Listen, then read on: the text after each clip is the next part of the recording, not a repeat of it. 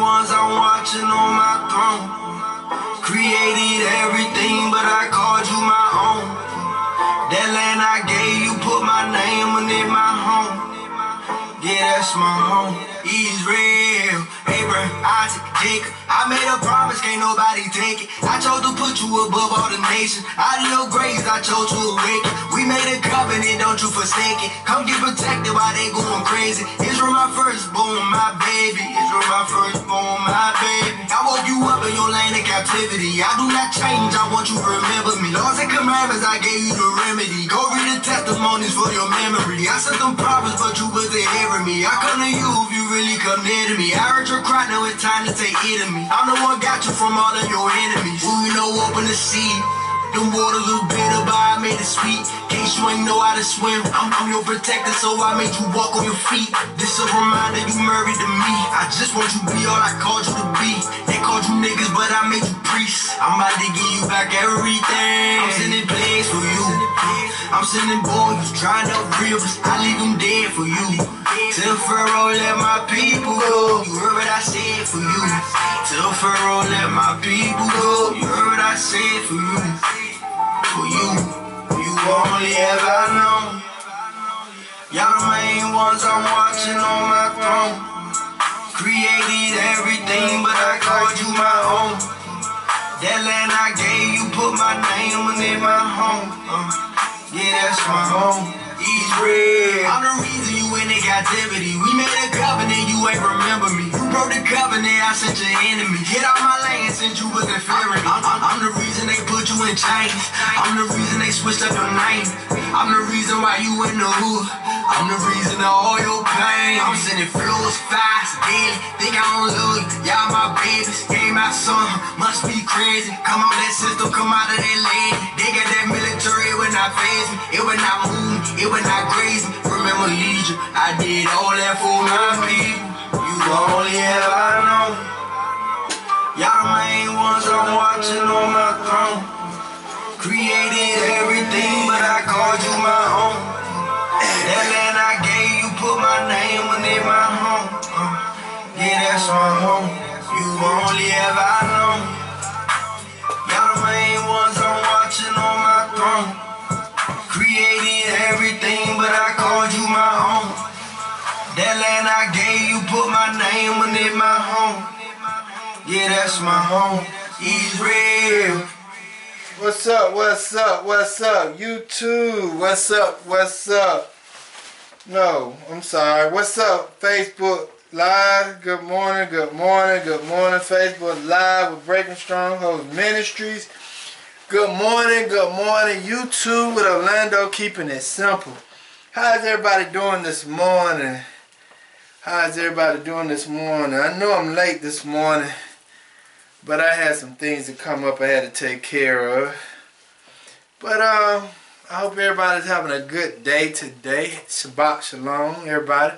Shabbat Shalom. I hope everyone is having a great day today. What you say, Decia? Some refreshing water with sea moss. Sea moss and what? Lemons. For real? Yeah. Do you sell sea moss at your shop? I sure do. What kind you sell? I have a special blend, which includes elderberry, strawberries, ginger, cayenne pepper. It has some other things in it. Mango, strawberry, and plain. So you can just put sea moss and water with a lemon and be good to go. I just did that for you, yeah. That's what you did for me? You put in your teas, your smoothies, your coffee. Is sea moss good for you? Yes, it is. Oh, excellent okay. for the body. Oh, for real? Oh, okay. But yeah, good morning, Facebook Live. Good morning, Breaking Strongholds with YouTube, with Orlando, keeping it simple. How's everybody doing this morning? I know I'm 45 minutes late to an hour late this morning, but I had some stuff to come up.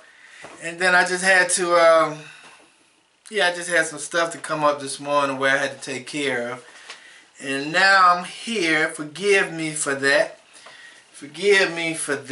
this morning. How have your week been? I hope the Most High has truly blessed you over and abundantly with love and kindness and joy. I hope the Most High have really truly blessed your offspring with wisdom and knowledge and understanding. I hope the Most High have really truly blessed you more than you can imagine. You know, only thing I can say is that we're in some trying times. We are in some trying times. My wife said to me last night, baby, the light's gonna go out. She said, baby, the light's gonna go out. I said, for real? She said, yeah, the light's gonna go out. I said, okay then. I said, I'm with you on that. And stuff, so they didn't go out last night, but she just had, you have a feeling that the light's gonna go out, baby? Mm-hmm. Huh? Mm-hmm. You know they can't hear you now. You gotta talk on it. You gotta open. You gotta tell them. You gotta tell them. You feel like the light's gonna go out? Yes. Why Turn out the lights. Why you feel like the light's gonna go out? It's got that feeling. Huh? It's got that feeling. You got that feeling? Mm-hmm. So what do you think the people need to be doing? Prepare. Prepare? Oh, okay. Well, cool. Well, my week's been a pretty good week. I can't complain. The Most High truly has blessed me this week. I can't complain at all, and I won't complain. You know, I really won't say too much about nothing, but hey, I'm just glad to be here. Mm-hmm. At the end of the month, hopefully I can get me some chickens. Yes, I'm trying to get me some chickens so I can get me some eggs. So hopefully this week, at the end of the month, next week, I can be able to go to Tractor Supply and get me some eggs so I can start growing me some chickens and get me some eggs and stuff so that I can be able to have them. Okay, but let us go ahead and turn to the book of Exodus and let me read 1 through 17 for you.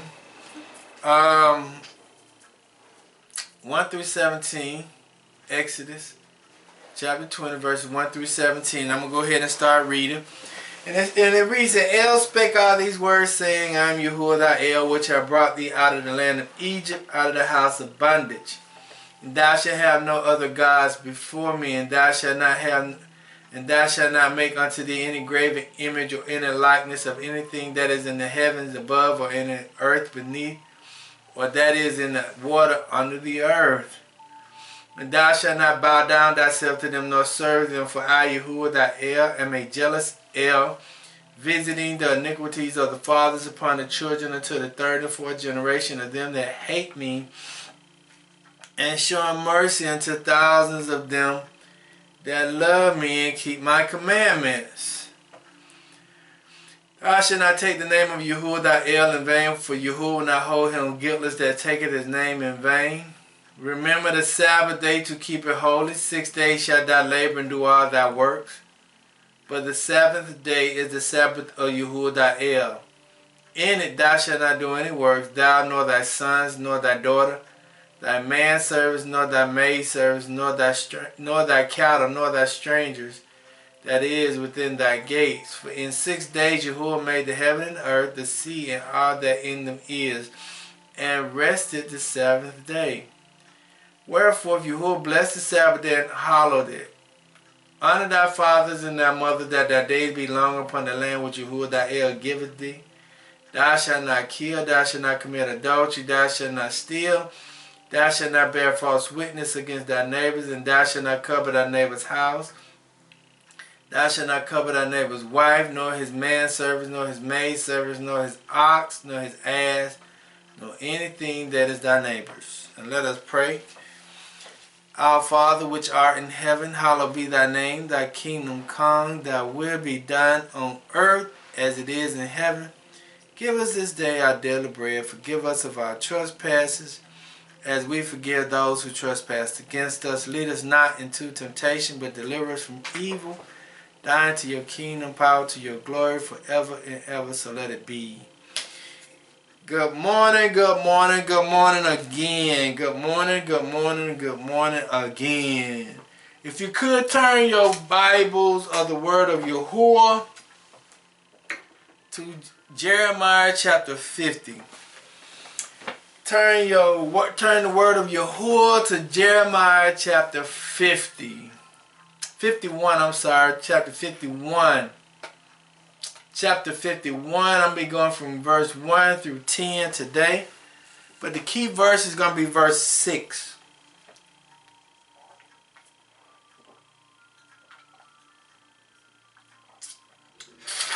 Verse 6. 1 through 10, but this is just a continuation from last week. And the key verse is verse 6. Okay, and it says, "Flee out of the midst of Babylon and deliver every man his soul. Be not cut off in her iniquities, for this is the time of Yahuwah's vengeance. He will render unto her a recompense." If I may give a title of the text this morning, the title of the text this morning is "Pack Your Bags and Be Ready If You Want to Survive." Pack your bags and be ready if you want to survive. The two words for today is violence. Violence means, it's a 13th century word. Violence is a 13th century word. It means physical force, strength of actions, emotions. As the violence of a storm is an example. It also means violence is a blow or a conflict, physical force used to inflict injury or damage. That's what the word violence means. Violence means physical force, strength of actions, emotions. Example as a violence of a storm, a tornado. It's a destruction. Violence is a blow or conflict, physical force used to injury or damage. Impact is a 16th century word. Okay, impact. Impact means to press closely into something. Impact means to press closely into something, to push into, to drive into, to strike against. Impact means into, in, or upon. Upon. In or upon. It's a 16th century word. 16th century word. Okay? So the title of the text again is "Pack Your Bags and Be Ready If You Want to Survive." The two words is violence. Is a physical force, strength of action or motions. It is a blow or conflict. It means physical force used to inflict injury or damage. Impact is a 1600 century word. It means press closely into something, to push into, drive into, strike against, into or in upon. Okay, so now, like last week we was talking about, we was in World War III and how America will be part of World War III because of what you see going on over in Ukraine, over in Russia. All that, what you see going on over in Ukraine and Russia will spill over into the Americas. And what will take place in the Americas is no different than what you see going on over in Ukraine. Because I was thinking this week, let me tell you about this dream I had. No, I'll just tell you. Because one day this week, right, I was like, man, Abba, how can you destroy the United States? How can you destroy the United States? And then he brought up a picture of me in my mind of how Ukraine look right now.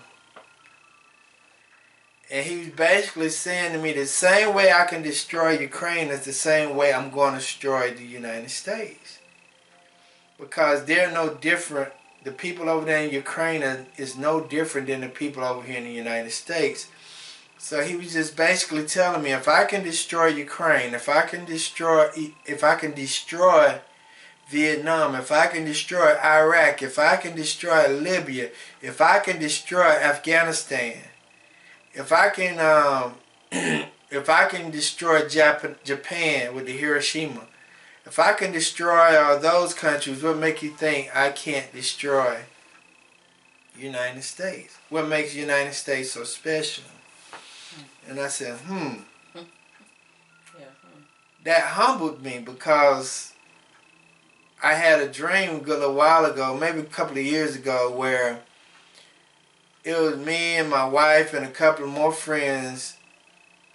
We had loaded up on this deuce and a half, which they call a pickup truck, in the military. Everybody was loading up at the airport in a deuce and a half, or a pickup truck, and we had our bags packed and we was ready to go. We was at the airport leaving, and then we got on this deuce and a half for this pickup truck, and it took us to a place where we was getting ready to go get picked up at. And then when we was at this place where we was getting ready to get picked up at, everybody was eating and drinking and eating and drinking. We was merry, being happy. But some people didn't want us to go. They tried to attack the place that we was at, because they didn't want us to leave at that time. And so we had to fight them off prior to us leaving, because they didn't want us to leave. But it was time for us to exit out of the area that we was out of the United States. But they didn't want us to leave, but we had to go. But everybody was wondering where we going, but we knew where we was going, but a lot of people didn't know where we was going. So the Most High had already given me a vision that it's time to go. You know, it's time for us to pack our bags and stuff like that. But, you know, I was just talking to the Most High, and I was asking him, why we got to go? Why America got to, United States got to go, just like every other country got to go through it. United States got to go through it too. We got to go through the same afflictions and punishment that we put on somebody else. We got to receive it ourselves. Okay? So now I want us to go ahead and go to Jeremiah chapter 51, verses 1 through 10. Let us go to the top of let us go to the top of the chapter. In Jeremiah, let's deal with verse 1, because we want to understand that Jeremiah chapter 51 is talking about the destruction of the United States. But in order for you to understand that a little bit, let us go to chapter 50, bottom 50. You can stay in Jeremiah 51, but I'm going to go to chapter 50, verses 42 through... I'm going to go through 42 through 46, and I'm going to read it. Because then this is the bottom part of Jeremiah, and it's going to take you to the top part of chapter 51. It says in Jeremiah 50 and 42, it says, "They shall hold the bow and the lace, and they are cruel." Talking about the northern kingdom that's going to come against the U.S. and Babylon in this system, and will show no mercy. Their voice shall roar like the sea, and they shall ride upon the horses. Everyone put in array, like a man to the battle against thee, O daughter of Babylon. The kings of Babylon has heard the report of them, and his hands waxed feeble. Anguish took hold of him, and pain as of a woman in travail. Behold, he shall come like a lion from the swelling of Jordan unto the habitations of the strong. But I will make them suddenly run away from her. And who is a chosen man that I may appoint over her? For who is like me, and who will appoint me the time? And who is that shepherd that will stand before me? Therefore, hear ye the counsel of Yahuwah, that he has taken against Babylon, and his purpose, that he had purposed against the land of Chaldeans. Surely the least of the flock shall draw them out. Surely he shall make their habitations desolate with them. At the noise of the taking of Babylon, the earth is moved, and the cry is heard among the nations. So what it's basically saying is that the Most High have appointed this nation to come against the kingdom of Babylon. And what it's going to do to Babylon is going to really destroy Babylon. It's really going to destroy Babylon. And if we haven't recognized or listened to the news lately, you're hearing of a lot of unidentified flying objects and all these other things that's coming about, and how China said that they're getting ready to unleash 300 new balloons that's getting ready to go over the whole United States, and how Russia fleets are in the waters, international waters, but right outside of Hawaii, and on the East Coast and on the West Coast. Right now, you see all these things taking place, and you're wondering why. And you're wondering why because what the United States did to Russia was a trigger to bring all this stuff on with the Nord Stream pipeline I talked about last week. Because that was considered, when the United States blew up that Nord Stream pipeline, that was considered an act of war against Russia. Even though the United States didn't have nothing to do physically with Russia and Ukraine's war, the United States intervened and shut down that pipeline. And that was considered to be an act of war against a sovereign country. So now Putin said he's going to bring vengeance on the United States because of what they did to that Nord Stream pipeline. And if you don't know anything about the Nord Stream pipeline, I would suggest that you go research it and look it up. I would suggest that you go research it and look it up so that you can get some understanding about it.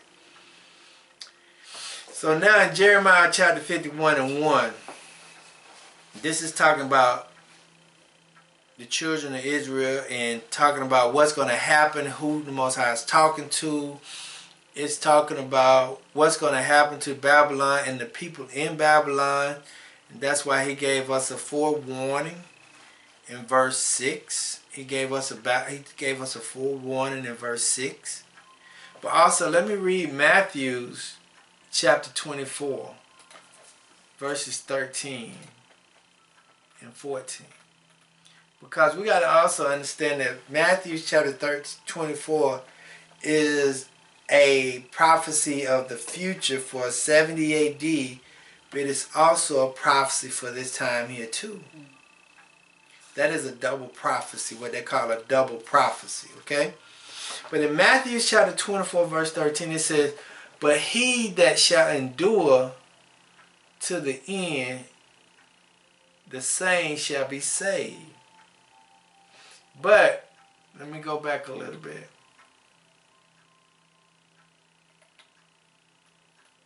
Hold on. Let me read that. No, that ain't. Hold on.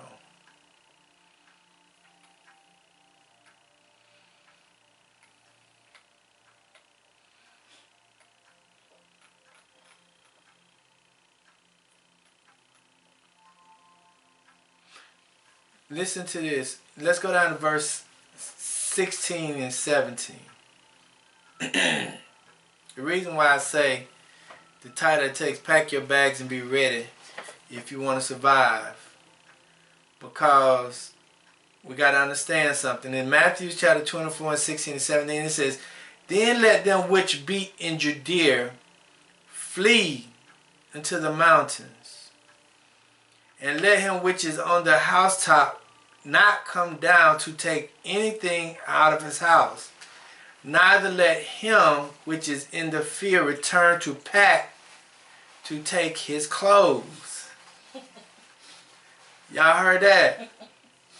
Then it says, "Woe unto them that are with child, and let them that give suck in those days.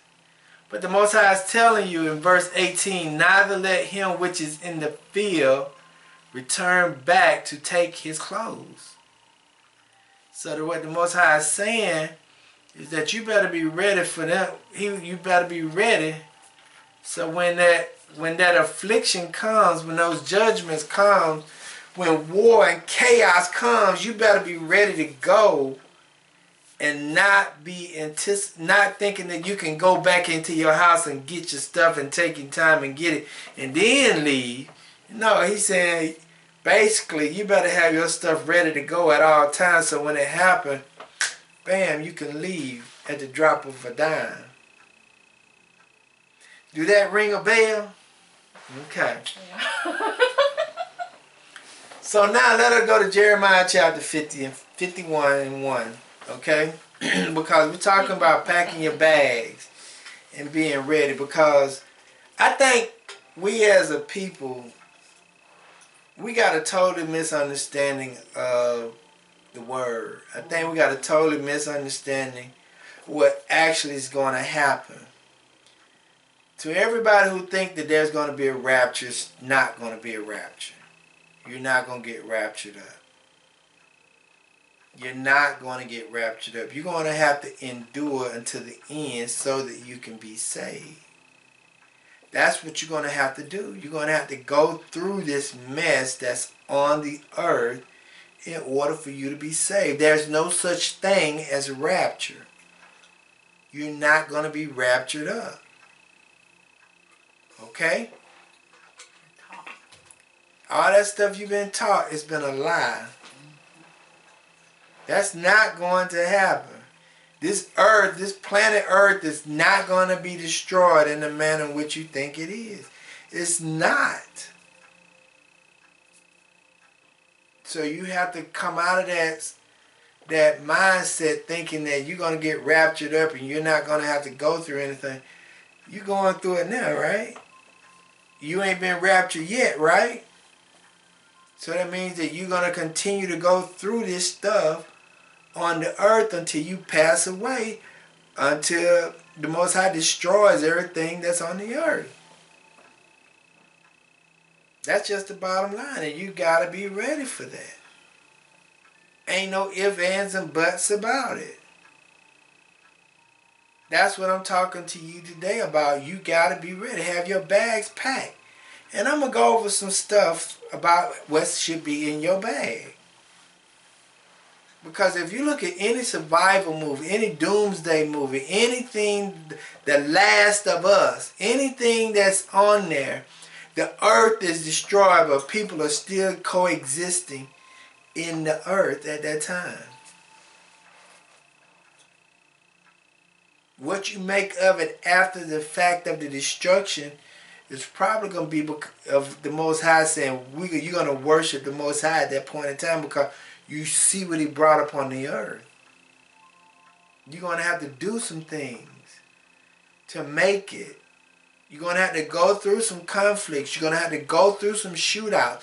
You're going to have to go through some altercations to be able to make it through until everything comes to peace. That's what you're going to have to do. But in Jeremiah chapter 51 verse 1 it says, Thus saith Yahuwah, behold, I will raise up against Babylon and against them that dwell in the midst of them that raise up against me a destroying wind. Listen to that. I want you to dissect that. This is the conditions that's going to be in Babylon. It's going to be a conditions or situations of violence. That word wind means violence. In verse 51, in verse 1 and 51, the word wind in that verse means violence. It means violence, okay? So it says, Thus saith Yahuwah, listen to this. Nobody is exempt. Only the righteous is exempt. But I want you to listen to this. It says, Thus saith Yahuwah, behold, I will raise up against Babylon and against them that dwell in the midst of them that raised up against me.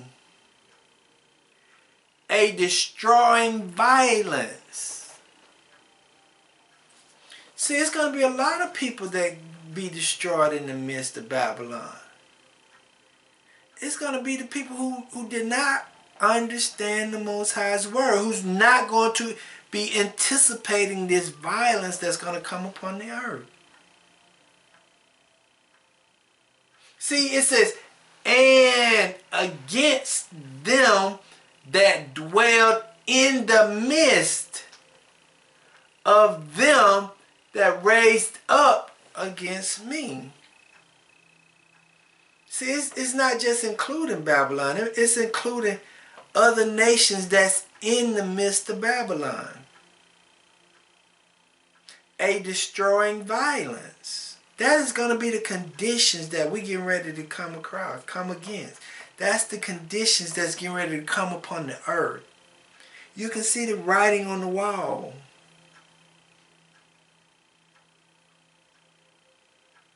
Violence is getting ready to come upon the earth. Violence is getting ready to come upon the earth. Let's go to 2 Kings so you can understand the word wind. 2 Kings 19:7. 19:7. Because I want you to understand the word wind. W-I-N-D. It says, I'm going to go to verse 6 first. It says, and Isaiah said unto them, thus shall ye say to your master, thus saith Yahuwah, be not afraid of the words which thou hast heard, with which the servants of the king of Assyria has blasphemed me. Listen to this. Behold, I will send a blast, a violence upon him, and he shall hear a rumor, and shall return to his own land, and I will cause him to fall by the sword in his own land. That word sword, wind means sword and violence. Violence got to come upon the land in order for the land to be destroyed. It cannot be peace. Do you know how many people have gotten shot at these universities in the last week? What happened to Michigan State last week? Then we had 2 college shootings this week.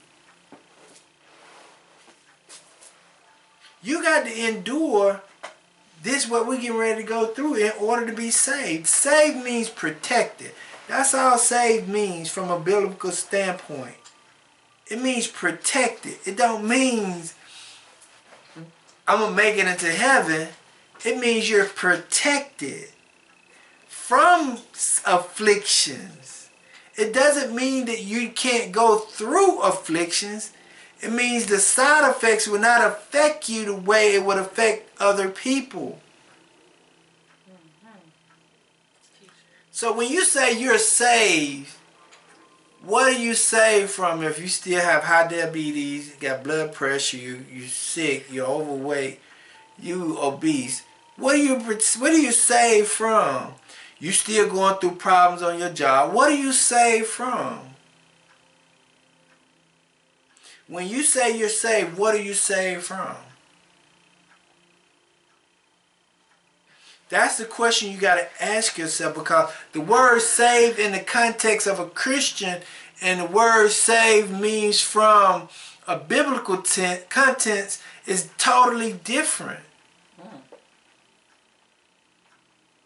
Saved does not mean that you're going to have everlasting life from a biblical sense. Saved means that you're protected. But from the Christian viewpoint, saved means salvation, but that doesn't say, and salvation in the biblical means that you're going to have to endure it until the end. That's the salvation part. So you can't be saved until you endure until the end. You can't have salvation until you do it until the end. You can't be protected until you follow the law, statutes, and commandments of the Most High. So you got to make sure that you understand from a biblical text what these words mean. You can't just go by somebody and say, yes, I'm saved. What you saved from? You still go through afflictions every day. What are you saved from? So we got to make sure we understand that. Let us go to Psalms. Psalms 11 and 6. 11 and 6. So we dealing with the word win, which means violence. We just saw that the word win in Second Kings 19 and 7 means a sword. Okay, and in Psalms 11 and 6 it means, upon the wicked he shall rain snares, fire and brimstones and horrible tempts. This shall be the portions of their cup. So it's just like looking at Sodom and Gomorrah. See, Lot them had to flee and escape out of Sodom and Gomorrah in order to be saved or protected. They couldn't stay in Sodom and Gomorrah to be protected. They had to flee out of Sodom and Gomorrah to be protected. They had to go to the mountains in order to be protected. They didn't stay in Sodom and Gomorrah where it was raining fire and brimstones and be protected. They had to get out of that conditions. They had to get out of that violence. They had to get out of that chaos in order to be protected. So when you're looking at these movies like The Last of Us, and when you're looking at The Walking Dead, when you're looking at all these movies that's like a doomsday type ordeal, you have to look at it as, in order for those people to be saved, they had to leave the place where chaos was in order to make it. Literally, physically they had to leave that place in order to be saved. They couldn't stay in that predicament and be saved. No, they had to leave it. They had to get out of it. That's why Lot's story is very important. Anytime it's a war, just like if you look at Ukraine now, in the Ukrainian war, and it's over there in Ukraine, some people had to leave Ukraine in order to be saved from the war that's going on over in Ukraine. A lot of people couldn't stay in Ukraine and still maintain a living because it was too much chaos and war and affliction going on in Ukraine at the time. So you had to understand that they had to leave Ukraine to go to wherever they had to go. Now the Ukrainians over there in UK saying there's too many black people over there in UK. They taking their prejudice from Ukraine and taking it to the UK now. But you got to leave somewhere. You got to leave the place of violence in order to be saved. You can't stay there and think you're going to make it, because if you look back at 70 AD, it was over 1 million Hebrews got slaughtered by the Romans. And those that fled, that went down into Africa in 70 AD, they the ones that made it through. They was the one that was able to make it and survive and live. Not the people that stayed in Judea. Let's go to Isaiah 11 and 4. Because I want you to understand something. You're going to have to get somewhere to be saved. You can't stay here and be saved. No. That don't work like that. That ain't what the Most High is saying. No, that ain't what the Most High is telling everybody. He's telling you, you got to leave. It says, but with the righteousness shall he judge the poor, and reprove with equality for the meek of the earth.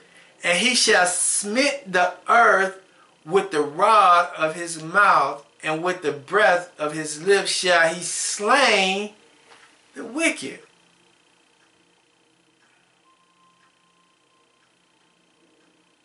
So we got to understand that it's getting ready to be some violence on the earth.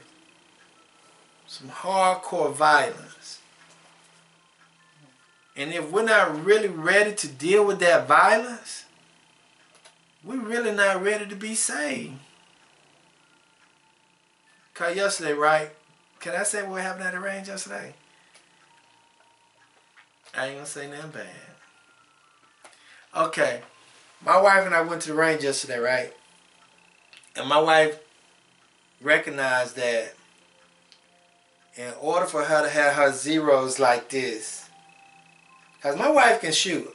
I'm proud of my wife because she can shoot. My wife can take your head off at 973 yards.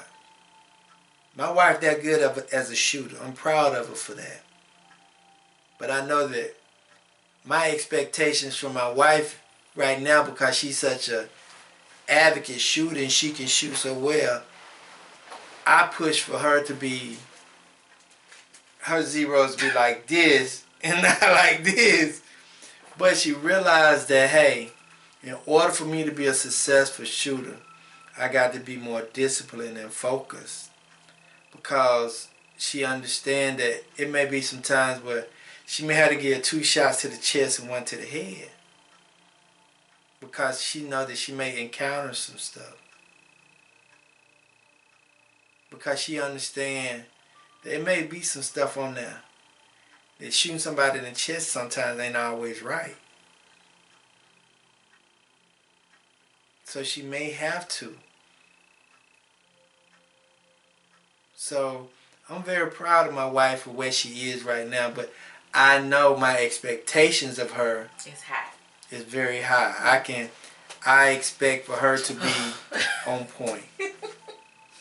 Cause if she can shoot 973 yards, I feel like she should be able to do a whole lot more other stuff. Because in the midst of violence on the yard in the U.S., I'm going to need her to have my back. Because she all I got. So I'm going to need for her to be on point. Because I know what's going on. So let us go to verse 2, because we got to understand the verse point is that we understand there's going to be some violence that's going on. We understand that violence is coming. We see it. It's here. It's on the horizon.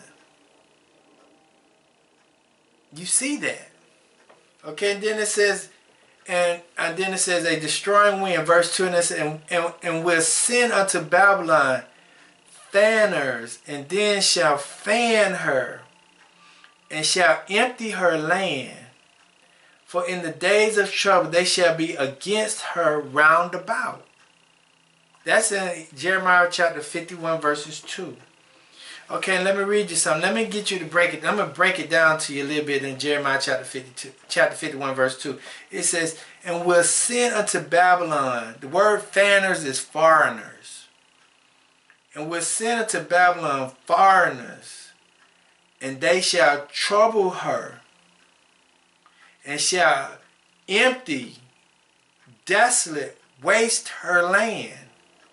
For in the days of trouble they shall be against her round about. So what the Most High is saying is he's going to send some foreigners inside of this land to trouble Babylon so bad that the land is going to be wasted. It's going to be so much chaos and violence. And it's going to be so many different people from so many different places trying to come in and destroy our land. It's just like invasion. It's going to be like an invasion. That's what's going to be on the land. It's going to be an invasion. And those people that's going to be invading the country ain't going to be nice people. Just like my wife looked at a movie this week where some people invaded the land. Armageddon. Yeah. Okay? Then it says in verse 51 and 3, it says, against him that bend, let the archers bend his bow, and against him that lift himself up in his bragandine or breastplate, and spare ye not her young men, destroy ye utterly all her hosts. Let me read that over in layman terms. And against him that bendeth, let the archers bend his bow. What it's saying is, all the soldiers that has a weapon, somebody else going to have a weapon against him. Then it says, and against him that lift himself up in his bragandine or his breastplate, and spare ye not her young men, because the people that's getting ready to invade the United States, they're not going to have pity for us because we didn't have pity for no one else. The way Afghanistan looked, the way Ukraine looked, the way Libya looked, the way Yemen looked, the way Iraq looked, the way Baghdad looked, the way Kuwait looked, it's the same way the United States going to look.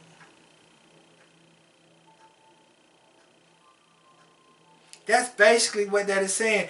Destroy ye utterly all her hosts. The word host in that verse in 13 means, in 3 it means armies. The word host in the Bible means armies.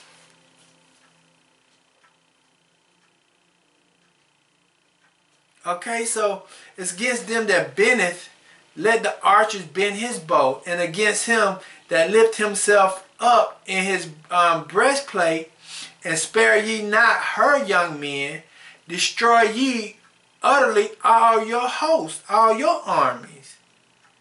Thus the slain, listen to this, thus the slain shall fall in the land of the Chaldeans, and they that are thrust through in her streets.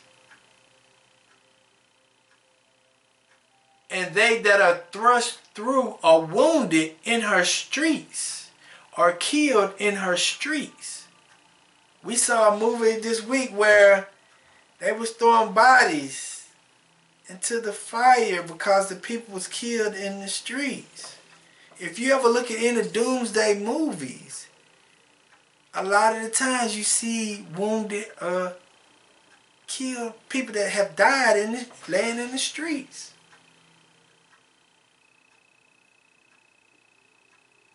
That's what you see. That's what they're trying to give you. He's trying to give you a sight picture on how it's going to look during the invasion, during the time of violence. Like in the 60s.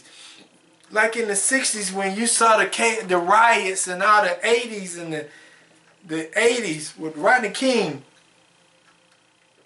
In the 60s with the police violence, you saw people in the streets. You saw chaos and commotion.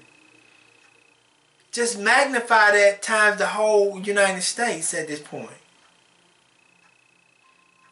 What you see with Rodney King just magnified 10 times fold. Okay? And it says, for Israel has not been forsaken, nor Judah of his ale, of the host of Yahuwah of hosts, though their land was filled with sin against the Holy One of Israel. This is the instructions he's given us at this time. Flee out of the midst of Babylon. Deliver every man of his soul. Be not cut off in her iniquities. For this is the time of Yahuwah vengeance. He will render unto her a recompense. Because your condition's gonna be so bad, you gotta find a place to escape. I told my wife yesterday, I said, man, I gotta walk more than 2 days a week. I gotta walk more than 2 days a week. Because you never know what the situation is. You never know the outcome. You never know what you may go through. And people gonna have to make some difficult decisions. Huh? You don't think that's gonna happen? I think you're talking. Okay.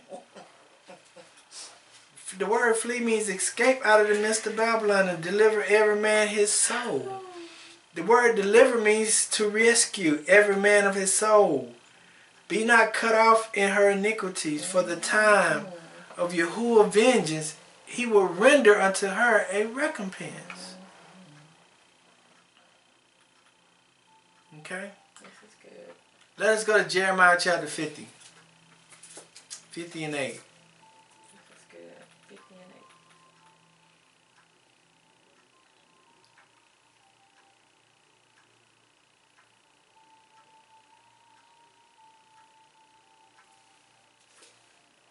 Listen to this.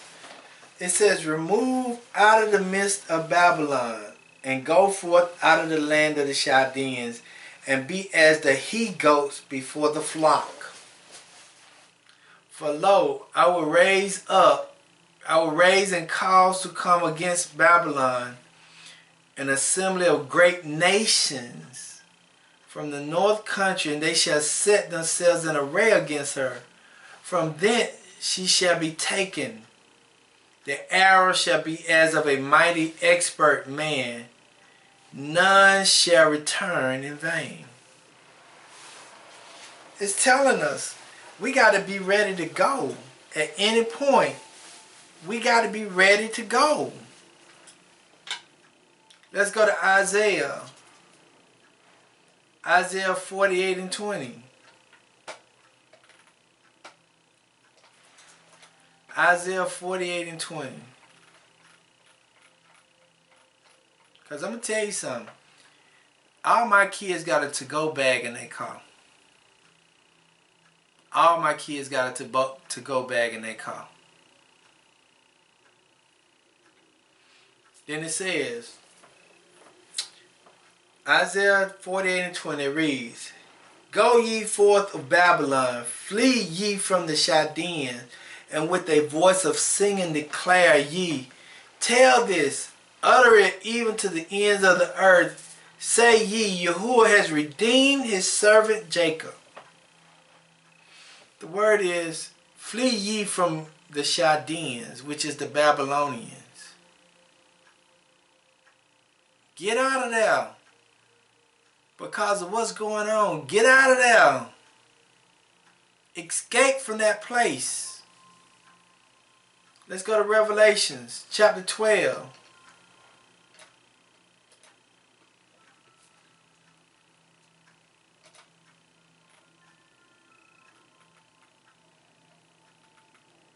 Through 14. A lot of people, I sent my wife some pictures last week where when you see a pickup truck that has a solid big thick black thing on the back of it, that's a tent that people sleep on. You'll see a lot of people that has a big 4x4, and on the back of the box, on the back of the truck, it has a big thick thing about almost big as the back of the payload, the back of the truck. What those people doing is camping. They use that for, instead of buying an RV, they'll use that as a tent. So in case they gotta leave the city, they already got shelter on the back of their trucks. The only thing they gotta do is just push whatever else they got in the back of the truck and they can leave because they already got the shelter on top. So they can just leave in an instant, just throw whatever they got to go on the back of the truck and they gone because they already got their shelter on the back of their trucks. That's what that thing is. If you ever riding down the road and you see a big pickup truck with a black thing on the back, it's a tent. It's shelter. It's shelter for people. Revelation chapter 12. 12 through 14, it says, "Therefore rejoice, ye heavens, and ye that dwell in them. Woe to the inhabitants of the earth and of the sea, for the devil is come down unto you, having great wrath, because he knoweth that he has but a short time. And when the dragon saw that he was cast unto the earth, he persecuted the woman which brought forth the man child. And to the woman were given 2 wings of a great eagle, that she might fly or flee or run into the wilderness, unto her place where she is nourished for a time and times and a half time from the face of the serpent." See, the woman had to flee to the wilderness in order to be saved.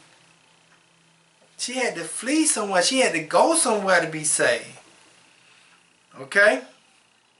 So let us go back to Jeremiah chapter 51, verse 7.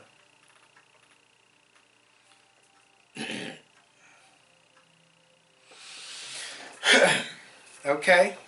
It says, "Babylon has been a golden cup in Yahuwah's hand," meaning that the Most High held Babylon up to be this great nation for them 70 years. Babylon was this great nation for a good period of time. Everybody wanted to be a part of Babylon because the Most High had her in a position that he wanted her to be in. It says, "Babylon has been a golden cup in the hands of Yahuwah, in Yahuwah's hands, that made all the earth drunken. The nation have drunken of her wine, therefore the nations are mad." Now the nations are mad because of what they're getting ready to see on the earth, and they see the judgment. They're mad because they had the same system that Babylon had. Okay? Verse 8. "Babylon is suddenly fallen and destroyed. Howl for her. Take bombs for her. Take bombs for her pain. For so be she may be healed." They say praying for her because so that she can be healed. We will have healed Babylon, but she is not healed. Forsake her. Let us go everyone into our own country. For her judgment reached unto heavens and is lifted up even to the skies. Yahuwah has brought forth our righteousness. Come and let us declare in Zion the work of Yahuwah our El. See,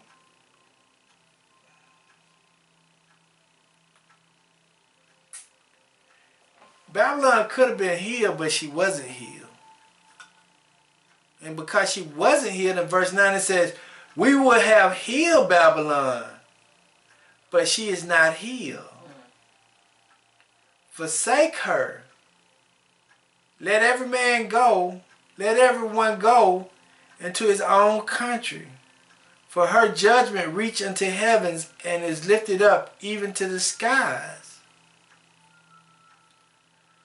Yahuwah has brought forth our righteousness. Come and let us declare in Zion the work of Yahuwah our El. See, the sad part about reality right now, that a lot of people are rejoicing because of the downfall of Babylon. A lot of people are rejoicing.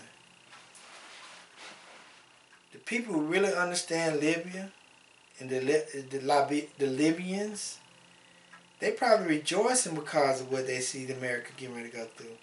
The people in Kuwait probably rejoicing. The people in Afghanistan are probably rejoicing.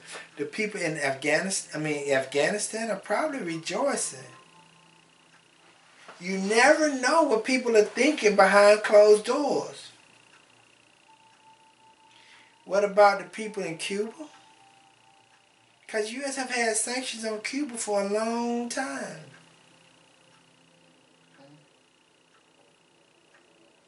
When we look at the countries that, what about North Korea? You never know what people are thinking because of the United States situation. People are rejoicing. Let us go to Psalms 102. Psalms 102, 19 and 20.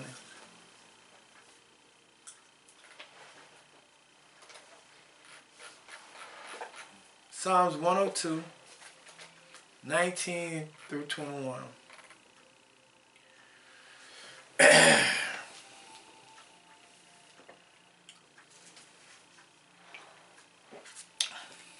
19, it says, "For he has looked down from the height of his sanctuaries. From heaven did Yahuwah behold the earth, to hear the groaning of the prisoners, to loose those that are appointed to death, to declare the name of Yahuwah in Zion, his praise in Jerusalem.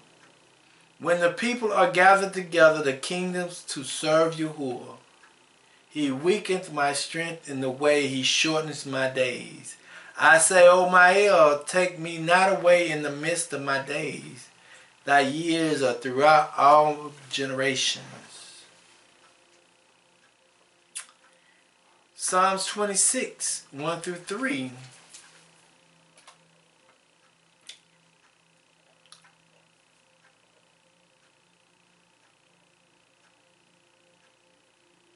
It says, "When Yahuwah turn again the captivity of Zion, we are like them that dream.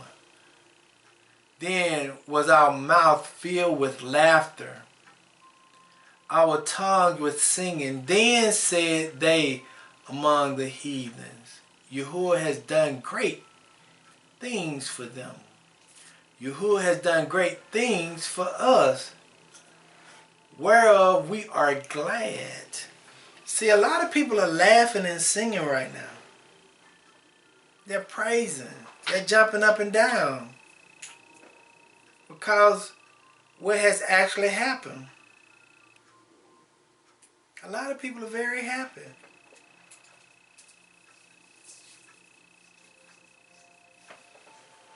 Revelations 19, 1 through 6, but I might not read all of it, but I may. And it reads, "And after these things I heard a great voice of much people in heaven saying, Alleluia, salvation and glory and honor and power unto Yahuwah our El. For truth and righteous are his judgments. For he has judged the great whore which did corrupt the earth with her fornications, and has avenged the bloods of his servants at her hand." Do you hear that? People are in heaven, or the Shimeams, are excited for the day of Babylon judgment. And it says again, they said, Alleluia.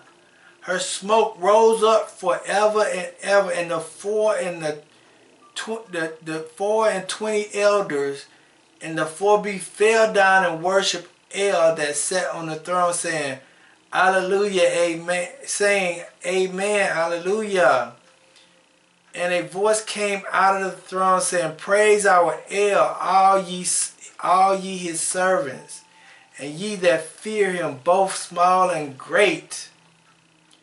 And I heard a voice as it were in the voice of the great multitude, and as a voice of many waters, as the voice of mighty thunder, saying, Alleluia, for Yahuwah El omnipotent reigns. See, people in heaven, people in the Shimeams are praising Yahuwah for what he has done.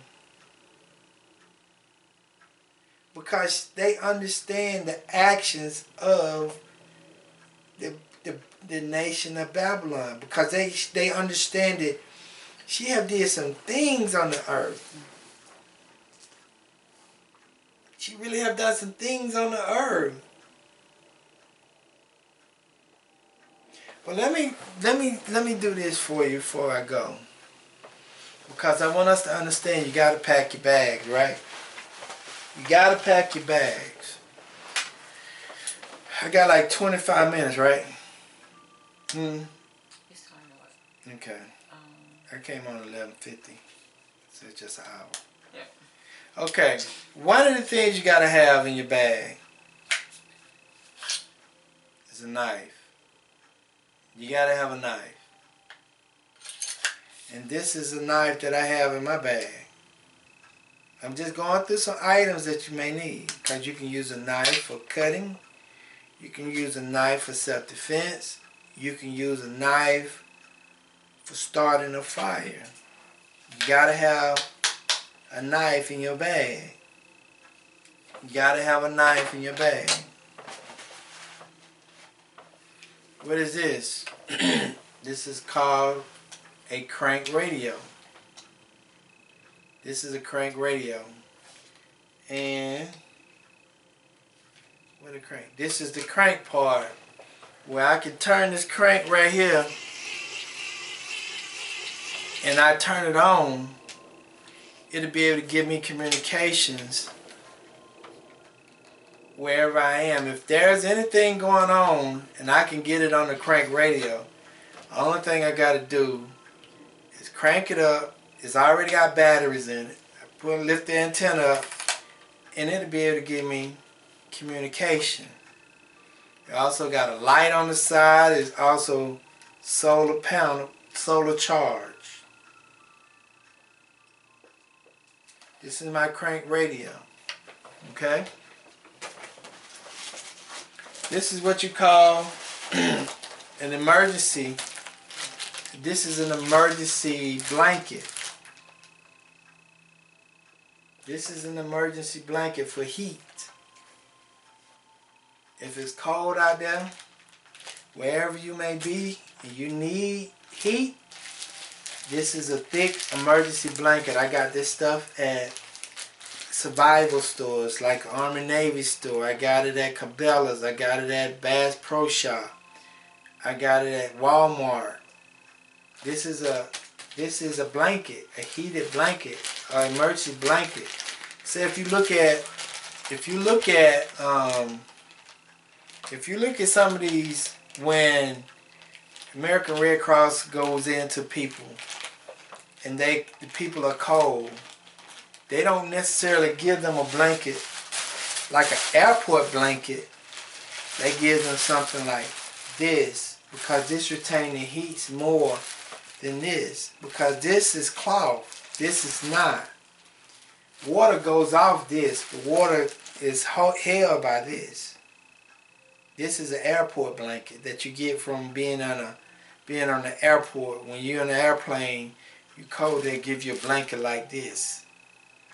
But this get wet, you still gonna be cold. But this get wet, the water just falls right off of you. Okay? Okay, this right here.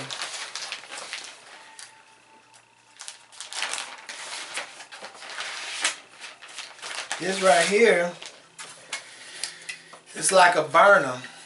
This is a burner that I use to help. I gotta figure out how to use it. Okay, here we go. This is a burner that I use when I want to cook something. If I want to cook something, like a can of tuna or a can of beans or something. If I want to put a can of beans on the fire, if I want to put some beans on it, I got one of those little burners that you put up underneath the stove, up underneath the, say if you got a catering dish, you catering food in those little burners that you put up underneath it. I set it right here, and if I put my can on top of it, huh? Nah, you don't have to. I would put my can, I would put my stuff on top. Or what I would do is, if I got my burner, Here go my pots right here. So, bam. I can warm up food with that burner. And I'm warming up my food. Wherever I may be, I'm warming up my food with my burner and my pots right here. These are some of the stuff that you got to have in your bag to go to be able to make sure that you can eat food, eat warm food. You know, some of you all may think that I just be talking junk or talking about what you need to have. I'm showing you today because I want you to understand how serious it is. You know, I had my brother's sister called me last night, say her power was out in Decatur. And she had to stand outside because she didn't have no lights. She didn't have no candles for the house. You know, so a lot of things are happening and taking place, and if you don't prepare for them, you're going to be in trouble.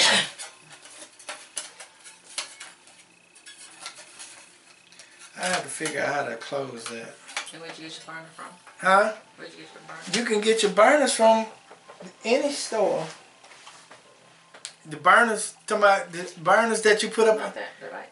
Oh, I got this from Cabela's. I got this from Cabela's up in a Bass Pro Shop up in Norcross. This light right here, this is a solar light. If I want it on, the only thing I got to do is hit this power button. Bam. It's my light at night. You know, this is how I can do it. This if I wanted to control my light. This is my light. So if I'm in my tent and I don't need batteries for this because it's solar powered. So when I'm looking at that, okay, cool, I got light. I ain't got to worry about battery going dead. You know, this is also another light. You can take with you. I took the batteries out. It ain't no batteries in it, but it used AA batteries. But this is another light. You can use to carry this throughout wherever you got to go to the bathroom or whatever it is. This is something you have to have in your bag. It's very bright. And it's very bright, yes. Very much so. Okay. This is, I'm not going to pull all this stuff out, but I got this right here.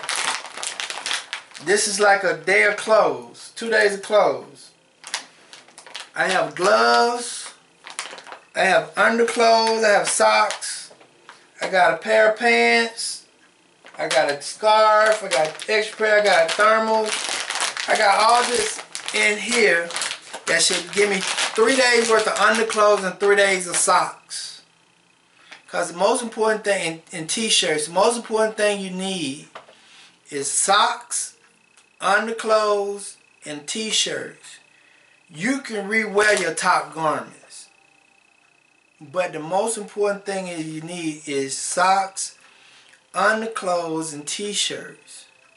Especially if you need gloves to be able to protect your hands. In case you got to go get some firewood, in case you got to go do other stuff that builds a fire. Okay? What else?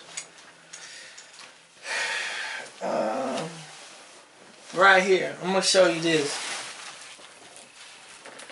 This right here is a wet weather suit. This is a wet weather suit right here. I got the pants and the jacket.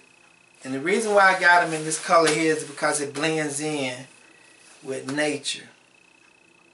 If you have to hide out in the woods, you don't want blue jeans on or whatever the case may be. You want to be able to blend in with the natural or the nature as much as possible so that if somebody's trying to come against you, it'll be difficult for them to find you because you're blending in with the land. So these are my waterproof. You got to have wet weather gear because if it's raining You know, what I see the most is inexperienced people that are not prepared for hard times. So you see people out there walking with a plastic bag on them. You'll see some people walking out there with an umbrella. But if you know you're prepared for stuff, you would have your wet weather gear. You have rain boots with your wet weather gear. Also, I got a machete. This is a machete that I have. And you need a machete. Why? In case you need to cut down some tree limbs to start a fire. In case you cut down some trees to help build you shelter. You need something to this magnitude to be able to help you if you're on your journey to be able to get supplies. You may need to use one of these to fight off an animal, such as a lion, not a lion, but such as a bear or a wolf or whatever's in the woods, or even a snake or something. You need something to this magnitude to help you fight off whatever it is, to even cut up wood. Okay? I'm not going to show you everything I got because I don't want YouTube to see all that.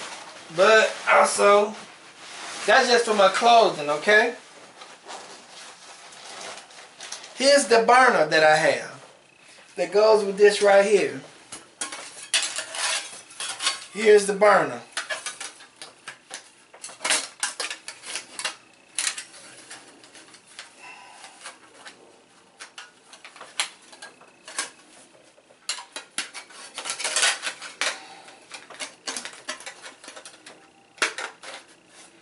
It fits in there just like this. And it just be burning. Just like that. It's a little bit better than that though, but it'll be just like that. Burning. Cooking me whatever I need. Okay? Goes just like this. Just like that. Just like that. And that fire cook. This one of these lasts about 8 hours, 6 to 8 hours. You can use that for continual for 6 to 8 hours. Okay. Okay. My fire stuff. You know you're gonna have matches. You got your matches. You got your lighters. You got your lighters. But I also got lint. I got lint in here to help start the fire. Got my lint to help start the fire so that it can be pretty easy to be able to start the fire. Okay? Then I also got a fire starter. I can use my knife to spark a spark and hit the lint and it'll create me a fire. Some of y'all may not want to hear this. Some of y'all may not even think it's going to happen. But I'm just saying to you what you should have in a to-go bag. If you choose not to have one and things go crazy, that's on you. But this is what's in my to-go bag. What else? These right here. These are called flares. Like a road flare or something to that nature. Road flare, something to that nature. But I also use it. I use it to be able to, if I wanted, say if it was raining, or it's been raining for a couple of days, and the wood is wet, you can use this flare, this road flare right here, to start a fire with, because this road flare burns for at least 10 minutes, and it gets very hot. So whatever wood is wet at the time that you crank this to start this, and it's not able to burn, by the time this finished burning for 10 minutes, that wood will be dry enough for you to be able to burn it, and you could be able to have firewood. You can have firewood.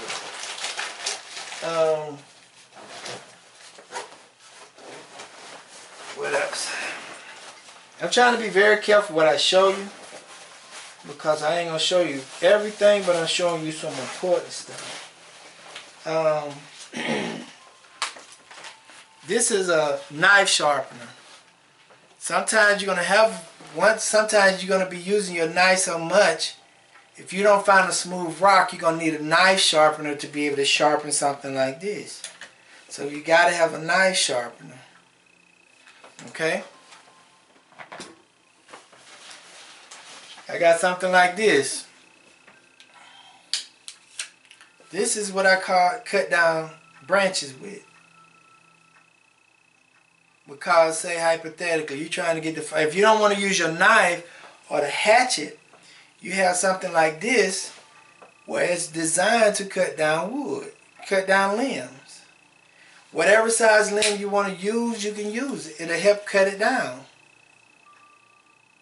To be able to make sure that you can build your shelter, be able to get your firewood, make sure you be able to do all of that. Okay?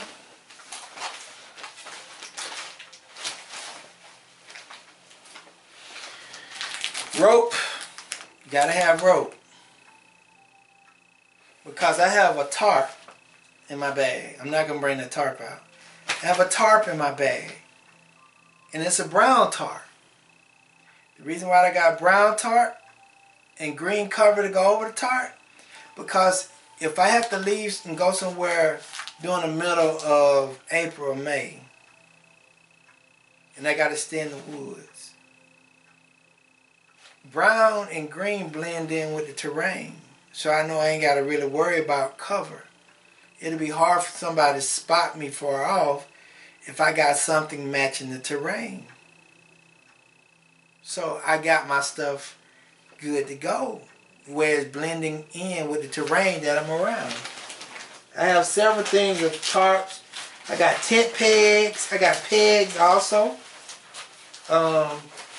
So that I can make sure that when I pack my when I have to go somewhere, I can stake my tarp down if I want to put it to the ground.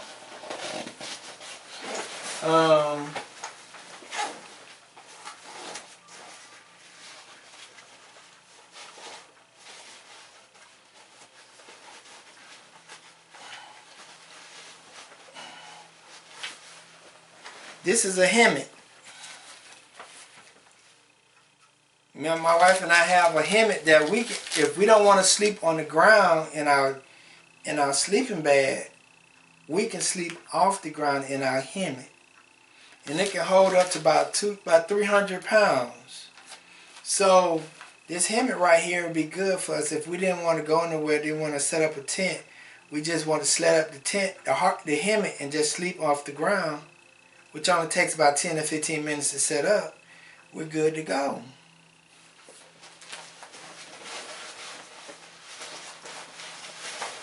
Because every condition is not going to require the same method. And you got to be prepared for that. Okay? Let me see what's on this side. I'm about finished, and then I'm going to get back to the tech. But I'm just letting you know what you can put in your bag. Okay?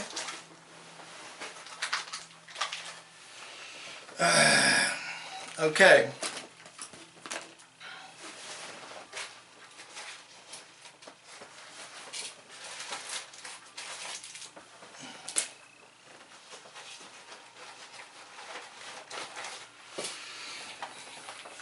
I got batteries.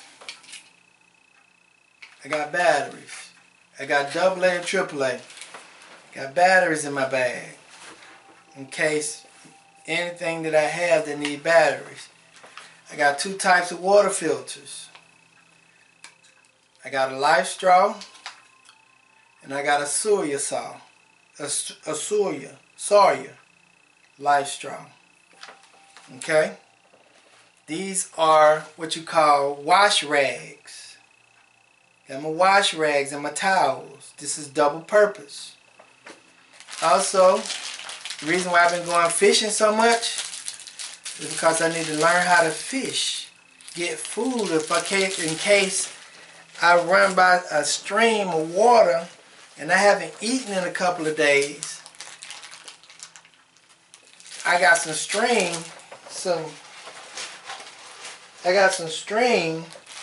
bait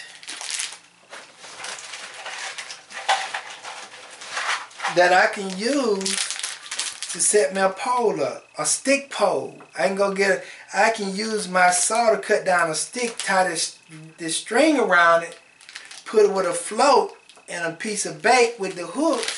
Maybe I can catch me some fish. Because some of us may not be prepared like this. So I'm just throwing all this stuff out there because you're going to have this stuff to be able to make sure that you can be able to survive.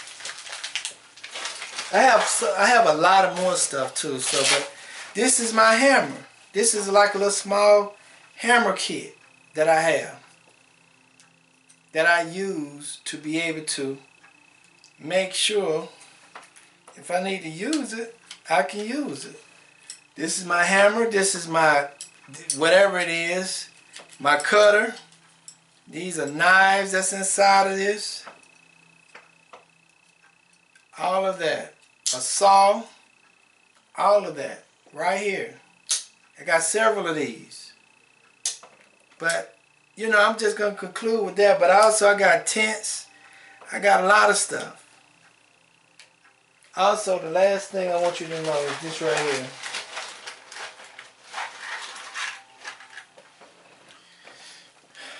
This is one ounce of silver. 1 ounce of silver. 1 ounce of silver. You may not have cash and people may not be taking cash. People may not be taking cash. So what are you going to use for currency? What are you going to use for money? Some people are buying silver. Some people are buying silver so that they can use that for currency. You never know where you got to go. Say if you got to travel to Mexico or wherever, and people at the borders are saying, what do you have? Give me something to let you into Mexico. And you try to hand them some dollars, they may or may not take it. But if they don't take it, they know what this is. They may take that. So you got to have that ready for you. I got food, I got my Bibles, I got all of that. So I was just giving you a little something that you can use to understand packing your bag. Some of you all may not even think about packing a bag or what you got to put in your bag. Well, I just gave you a couple of items that you can put in your bag to make sure that you be okay.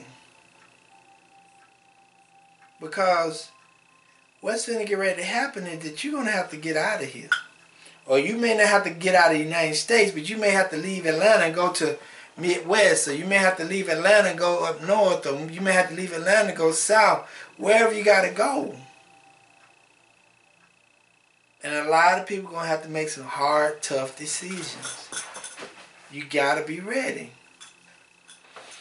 So, I just gave you some stuff, okay? The title of the text today, pack your bag and be ready.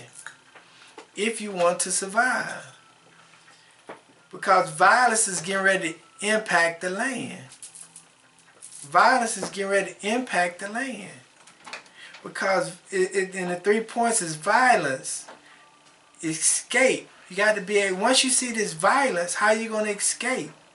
And once you escape, you're going to be rejoicing. Okay? Let me go back to Jeremiah. Again, and I'm finished. Chapter 51, verse 6. See, Don't think that rapture is an option, because it's not an option. Rapture is not an option. Don't think it is, because it's not. Because it says, flee out of the midst of Babylon and deliver every man his soul, and rescue every man his soul